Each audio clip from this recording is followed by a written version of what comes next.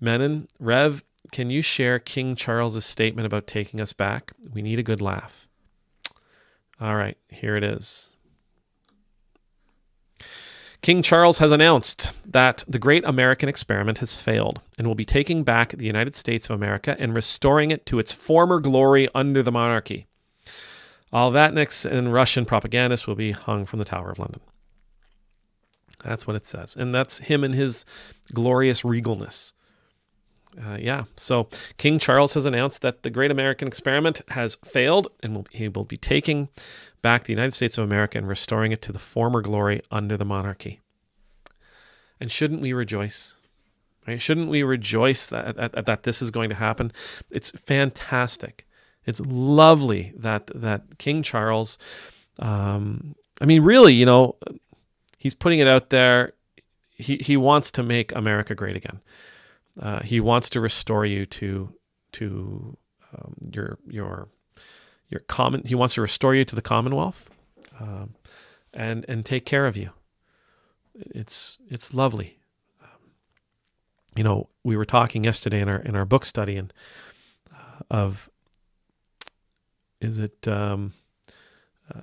it's Hamilton that has the amazing song sung by King George the Third, I think, where he talks about "You'll be back, wait and see." But as I was thinking about this yesterday, and I was thinking about, because it's a joke, obviously it's a joke. King Charles never really said this, but in the Twitterverse, everything is possible. The thing that popped into my brain was actually something this morning.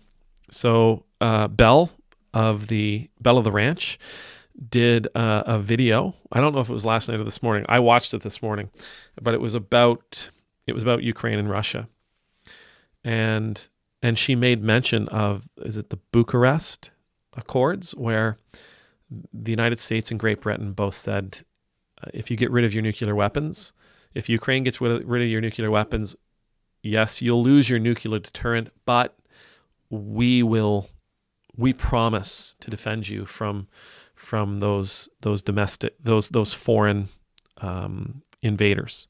So if Russia or Belarus or any of your neighbors, Poland, ever decide that they're going to invade you, we will be there quick, fast, and in a hurry to take care of you. Well, we didn't, right? We didn't in 2014 when Russia annexed Crimea, and we haven't been there to actually, personally defend Ukraine. We've sent supplies and we've sent materials, but we haven't put boots on the ground. And I thought, well, there's a broken promise. We're not going to live up to that one.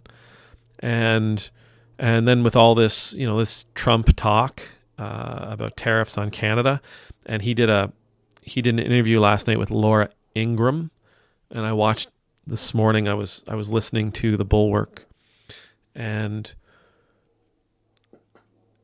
their take on that interview where Trump was going on about, Canada, we cheated on the trade deal. So he put in place, back in his first term, he tore up the NAFTA agreement, and sitting down with Canada and Mexico, they came up with the USMCA, the U.S.-Mexico-Canada agreement, trade agreement, which is still in place today, and I think it's due to be renegotiated in 2026.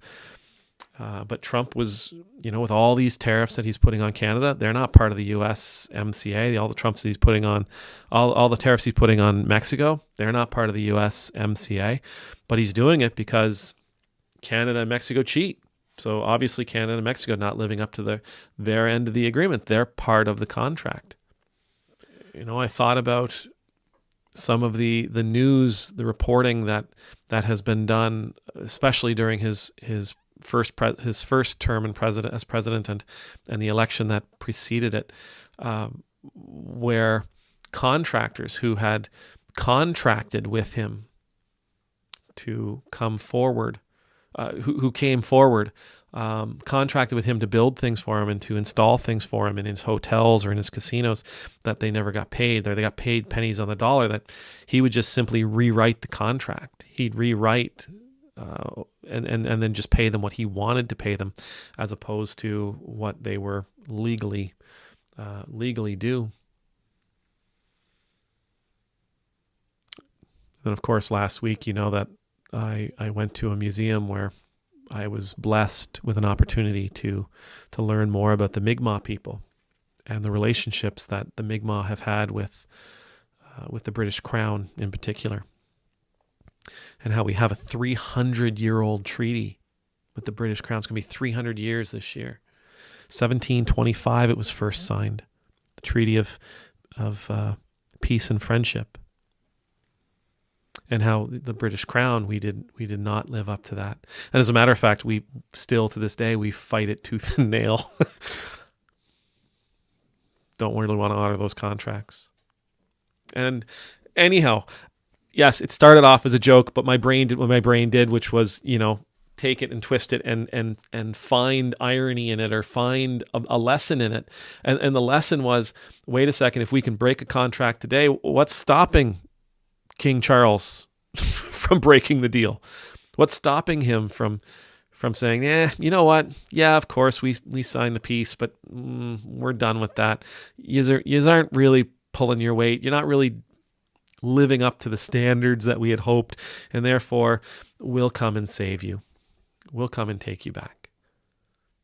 I mean, for that matter, look at Russia and Ukraine. Just here's internationally established borders that Russia has decided to ignore.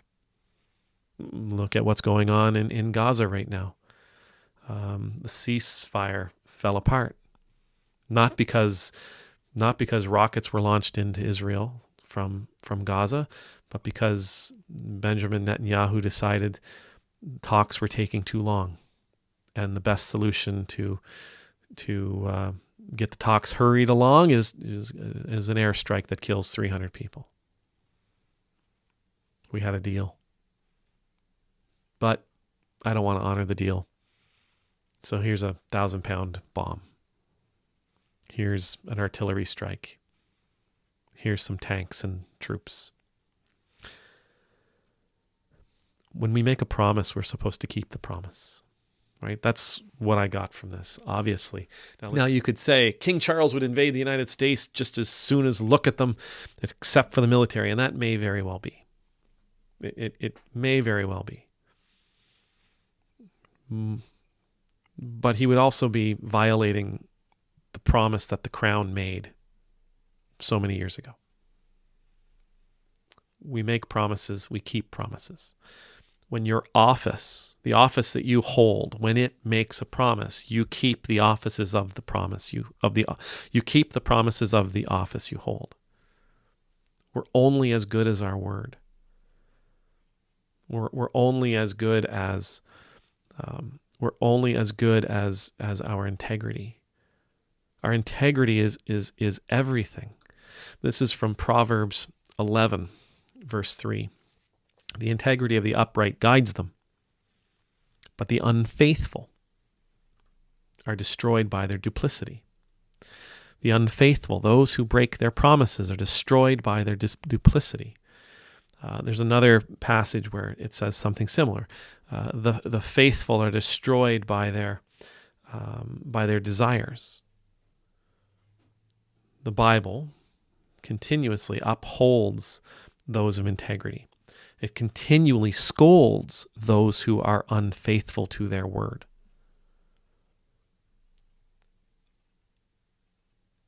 It is everything in leadership. Without honor, without integrity, when we give up being people of our word, when we begin to break our promises, when we begin to renege on contracts, who can trust us after that? If I make a promise to you and I don't live up to it, how can I expect you? How can I expect you to believe in me the next time I say something? If I speak falsely, if I share and utter things that are untrue, how can I expect you to believe in me the next time I say something? Honesty It really matters. Honoring our contracts, honoring our promises, they really matter. Being a person of integrity, being a person of honor, it really matters. And when we find ourselves in a world that is confusing, when we find ourselves in a world where we're not even sure what the facts are because one person's got an alternative set of facts,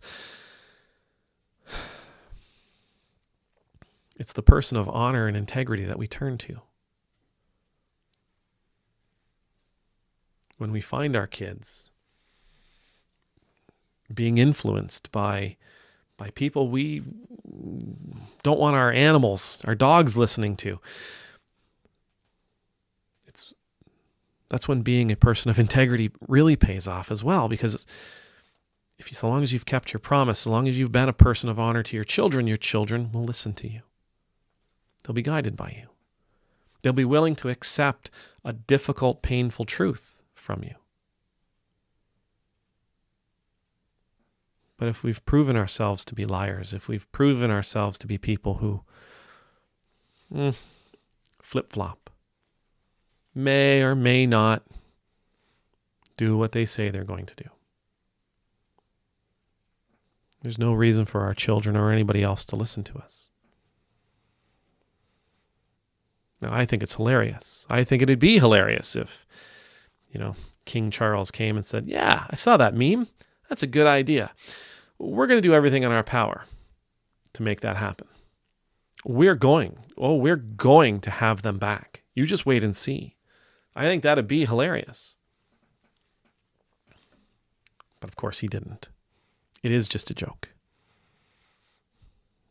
Ha ha. Very funny. Amen.